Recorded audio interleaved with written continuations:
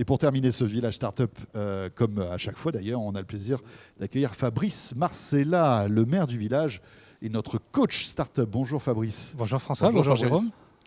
Alors bon, on vient de découvrir le concept d'Eleonore avec ProofStation. C'est une startup que vous connaissez bien, oui, puisqu'elle est hébergée ici au village. Elle est partie au CES, ProofStation. Et oui, elle est partie au CES. Et la question qu'on peut se poser, c'est mais pourquoi est-elle partie au CES? Oui.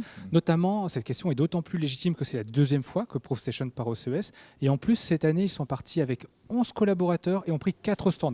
Autant vous dire un investissement extrêmement important, extrêmement lourd pour une jeune startup. Alors, j'en ai fait une évaluation qui est très approximative. Les chiffres ne viennent pas d'eux, mais c'est globalement entre 40 et 50 000 euros de budget. Donc, pourquoi, quand on est une start-up comme ProofStation, on a besoin de se rendre au CES de Las Vegas? Et ben voilà, c'est le sujet de votre chronique. Et allez, donc, on y va. On y va. Alors, d'autant que 50 000 euros pour une start-up, c'est une somme phénoménale. Vous allez voir, ils ont quand même optimisé. Une D'accord. start-up, ça optimise. Et je vais vous donner les secrets justement de leur optimisation. Tout d'abord, elles y sont allées pourquoi? D'une part, pour communiquer fortement sur la mise en marché de leur portique. L'année dernière, ils y sont allés pour annoncer la création de la start-up et ils sont venus avec leur proto. Cette année, ils annonçaient le premier jour du CES la mise en marché de leur portique et en plus, ils annonçaient la signature avec un très très gros client, qui a commandé une quarantaine de portiques. Donc l'objectif pour eux, c'était cette communication, mais aussi d'aller chercher et prospecter des clients, certes français, mais surtout internationaux, des clients qu'ils n'auraient pas eu l'occasion de rencontrer, notamment en France. Troisième élément extrêmement fort, c'est bien sûr communiquer et intéresser la presse. Parce que quand on est au CES, eh bien effectivement, la presse s'intéresse à toutes les innovations qui sont aujourd'hui mises en avant par ces startups. Cela dit, je vous coupe, oui. Fabrice, c'est pas un sujet hyper sexy. Le portique comme ça qui détecte les boss. Alors, ou les... François, dit comme ça, je suis d'accord. Non, dit mais comme ce que je ça. veux dire par là, c'est que c'est pas un objet connecté qui va révolutionner la maison. Là, on est sur du B2B. Ouais. C'est pas forcément le concept qui va accrocher le plus les journalistes au CES de Las Vegas. Même s'il y a de la technologie, c'est vrai. Et il y a de l'intelligence artificielle derrière. C'est du B2B, mais que tout le monde comprend.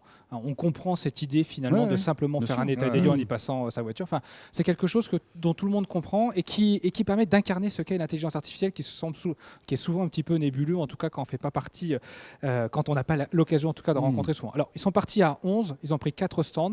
Pourquoi sont-ils partis à 11 ? D'une part, c'est pour vraiment chasser tous les prospects qui passaient sur leur stand. Faire du business. Du business. Ils sont très focus business. Et en plus, dans les 11, il y a 2 personnes qui sont leurs clients.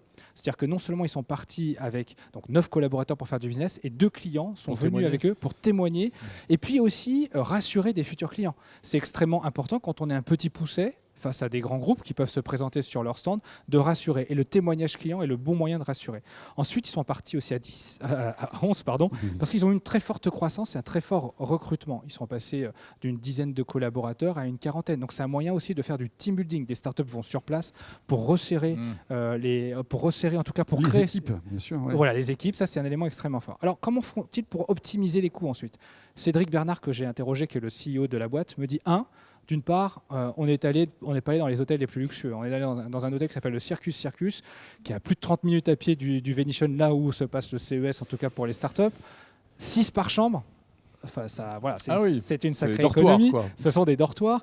Ouais. Et puis voilà, ce sont de vieux hôtels. Il me disait qu'il mettait plus de 20 minutes à descendre de sa chambre parce qu'il y avait un seul ascenseur pour 70 étages. Donc voilà ce que aussi la réalité d'une start-up. Ensuite, ils sont allés chercher des subventions. Ça peut intéresser. Avoir des rendez-vous urgents, quoi. Oh, il faut se les prendre très tôt. C'est ça. Ouais. Ensuite, ils sont allés chercher des subventions. Pour financer 4 stands, bien évidemment, ils n'avaient pas les moyens de le faire. Donc, ils ont été subventionnés notamment par la région Auvergne-Rhône-Alpes. C'est une entreprise de Lyon, ProofStation. Ça, c'est un bon conseil, en tout cas, pour toutes les startups qui souhaitent se rendre là-bas. D'aller taper à la porte des régions. Oui, tout à fait. Pourquoi ? Parce qu'une région a tout intérêt, en tout cas, à vous porter, à vous permettre de vous développer à l'international. Ensuite, ils sont en mode débrouille aussi dans l'aménagement de leur stand. Alors, on en avait un petit peu parlé lorsque nous étions ensemble au CES de Las Vegas, mais en gros, ils sont allés faire leurs courses dans une casse pour aller chercher des capots, des pare-brises et je ne sais quoi d'autre. Oui, ils sont allés dans la banlieue de Las Vegas. Dans la banlieue de Las Vegas. Retrouver des vieux bouts de voiture pour expliquer un peu le concept. Et voilà, faire de la pédagogie sur leur concept et aussi se distinguer des autres stands. Et notamment, il y avait une start-up concurrente cette année, et donc, en tout cas concurrente à ProofStation. Donc, c'était un moyen aussi de se différencier. Ça attire tout de suite le regard et ça coûte pas très cher. Non, une vieille portière. Non, ils l'ont démonté eux-mêmes. Il n'y a même pas les frais de main-d'œuvre. Et dernier truc peut-être aussi en termes d'optimisation, c'est qu'ils se sont rendus compte que certaines fois, il valait mieux acheter l'écran, le meuble, en tout cas dans les commerces aux alentours de Las Vegas, plutôt que de le louer au CES. C'est une bonne source d'économie et ensuite on troque ça avec d'autres startups éventuellement avant de rentrer en France. Mais ça on le coûte revend moins à des cher. startups. Éventuellement on le revend, éventuellement on D'accord. le laisse même au standiste qui va vous rendre service peut-être si vous mettez d'accord avec lui avant le démarrage du CES. Ça coûte moins cher que de louer sur place. Alors quels sont les résultats obtenus? Il n'y a que ça qui compte, je pense, dans ce qu'on se Finalement, raconte. c'est ça. C'est qu'après, il faut tirer le bilan de, Eh ouais, de à tout quoi ça sert tout ça? cet investissement. Alors, d'une part, ProofStation est l'une des startups françaises qui a eu un Innovation Award. À quoi ça sert? Ça sert à permettre d'avoir des délégations qui se rendent sur votre site. Ça permet aussi à des influenceurs qui ne regardent que des startups qui ont un Innovation Award pour pouvoir communiquer. 2, c'est plus de 200 cartes de visite reçues par cette startup, dont une cinquantaine ultra qualitatives, françaises, mais du monde entier.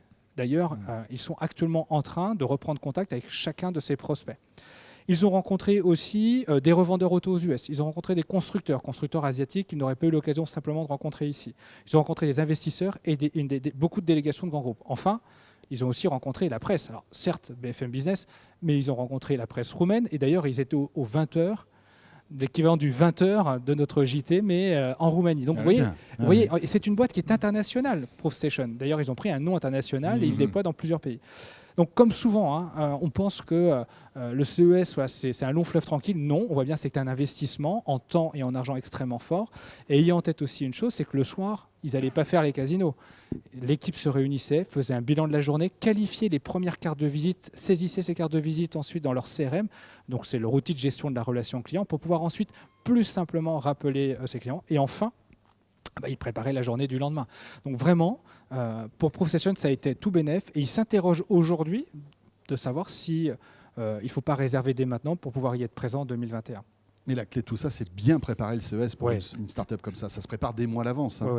Il n'y a pas d'amateurisme là-dedans. Ils l'ont préparé, ils sont mobilisés, ils sont focus sur l'événement. Donc ils ont tout prévu. Les rendez-vous étaient qualifiés bien sûr d'avance. Et rassurez-nous, ils sont partis à 11, ils sont revenus à 11. Et ils sont revenus à 11. Ça va. Bien que ce soit Las Vegas. Il n'y en a pas un 12e qui Ils était étaient dans restés l'avion. là-bas. Oui, Ils qui a été préparent l'année annoncé, prochaine. voilà, c'est ça. Merci Fabrice, c'est passionnant. Merci à vous On voit deux. vraiment bien ce qui se passe au Ouais, cœur d'une c'est start-up. super. C'est toujours beaucoup de travail, beaucoup d'énergie, beaucoup de motivation. Fabrice Marcella, le maire du village ici, Baïséa. Et nous, on se retrouve pour un prochain village start-up. Jérôme, le mois prochain. Oui, portez-vous bien d'ici là. Vous pouvez retrouver évidemment toutes les vidéos de nos villages start-up, tous nos invités avec des sujets passionnants et à très vite. À bientôt.